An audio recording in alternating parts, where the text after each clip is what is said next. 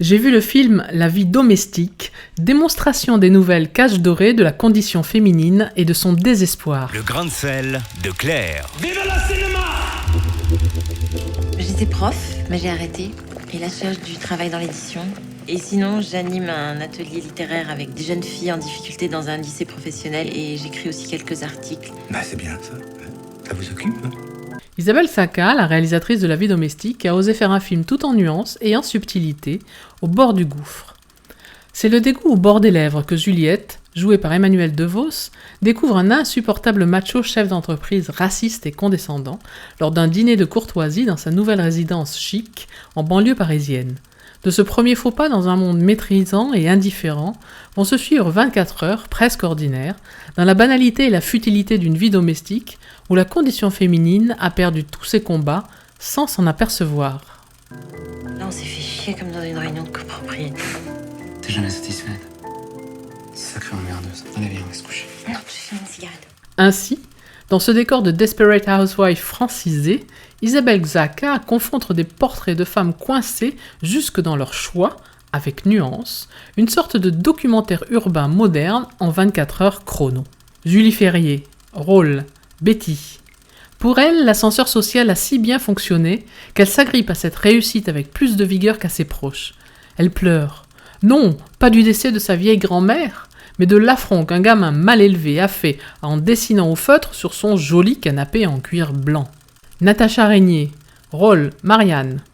Enceinte de son 3e enfant, dépassée par les événements, elle subit, sans assurer, son rôle de mère au foyer. Elena Noguera, rôle Inès. L'irrésistible bellissime copine sans complexe, déesse de la société de consommation, mais qui craint de se retrouver seule avec ses enfants insupportables. Et Emmanuel DeVos, Juliette, au tournant de sa vie, à la recherche d'un emploi qui la sortirait de cette condition de femme au foyer désespérée et avilissante aux yeux de la gente masculine qui conquiert le beau rôle dans cette histoire.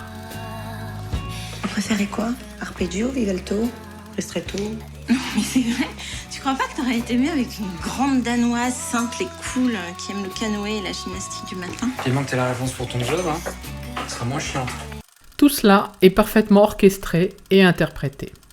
En tâche de fond se joue le drame de l'enlèvement d'une enfant dans une banlieue mal famée d'à côté qui croisera la route de ces femmes, mais dans l'indifférence générale. La caméra est juste, sobre, les acteurs sont délicieusement ancrés dans cette vérité moderne et gluante de la boboïtude.